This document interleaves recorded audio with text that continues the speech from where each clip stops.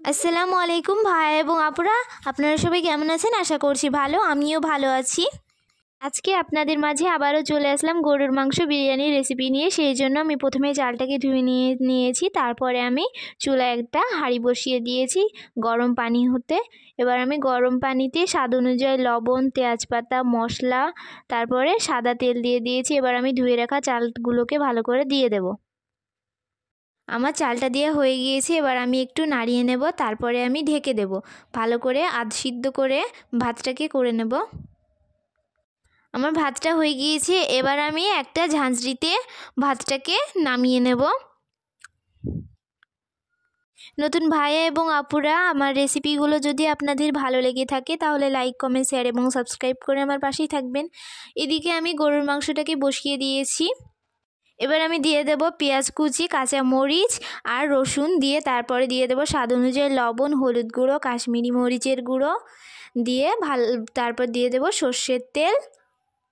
তারপরে ভালো করে নাড়িয়ে নেব। তারপর দিয়ে দেব ধনিয়া গুঁড়ো। তারপরে ভালো করে নাড়িয়ে নেব, দিয়ে ঢাকনা দিয়ে ঢেকে দেব। তারপরে আদা রসুন বাটা, জিরা বাটা দিয়ে আবারও ভালো করে নাড়িয়ে নেব। তারপরে ঢাকনা দিয়ে ঢেকে দেব। আর আমার কথার ভিতরে কোনো ভুল ত্রুটি থেকে থাকলে আপনারা অবশ্যই ক্ষমার দৃষ্টিতে দেখবেন। আমি বিরিয়ানিতে কোনো কালার ব্যবহার করিনি, এটা আপনারা চাইলে ব্যবহার করতে পারেন। ঢাকনাটা দিয়ে ভালো করে আমি কষিয়ে নিয়েছি। এবার আমি মাংসটাই দিয়ে দেব মশলা বাটা। তারপর আমি এদিকে একটা ডেকচি নিয়ে নিয়েছি, যেটাতে আমি বিরিয়ানিটা দমে দেবো। সেটার নিচে আমি ঘিটাকে লাগিয়ে নেব ভালো করে চারিপাশে। তারপরে ভাতটাকে দিয়ে দেব, দিয়ে আমি ভালো করে চারিদিকে দিয়ে দেব। তারপর আমি সব কিছু এদিকে রেডি করে রেখেছি, মাংস, আলু, ঘি সব কিছু।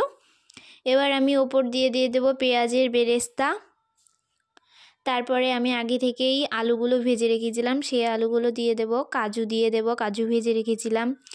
তারপরে কাজু কিশমিশ সব ভেজে রেখেছিলাম, সেগুলো দিয়ে দিয়েছি। তারপর আমি আরও একটা লেয়ার দিয়ে মাংস দিয়ে দিলাম, কাঁচামরিচ দিয়ে দিয়েছি, দিয়ে আবারও একটা লেয়ার দেব। এবার আমি দুধের ভিতরে মিশিয়ে রেখেছিলাম গোলাপ জল, কেওড়া জল আর মিঠা আতর, সেটা দিয়ে দেব। তারপরে আমি মাংসটাকে ওপরে দিয়ে দেব, দিয়ে তারপরে আবারও গোলাপ জল, কেওড়া জল যেটা মিশিয়ে রেখেছিলাম সেটা দিয়ে দেব।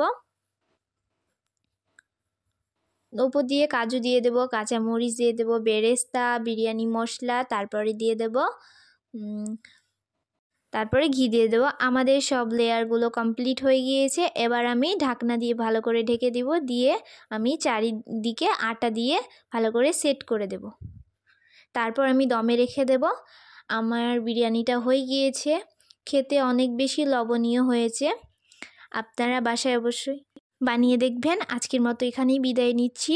সবাই ভালো থাকবেন, সুস্থ থাকবেন। আল্লাহ হাফেজ।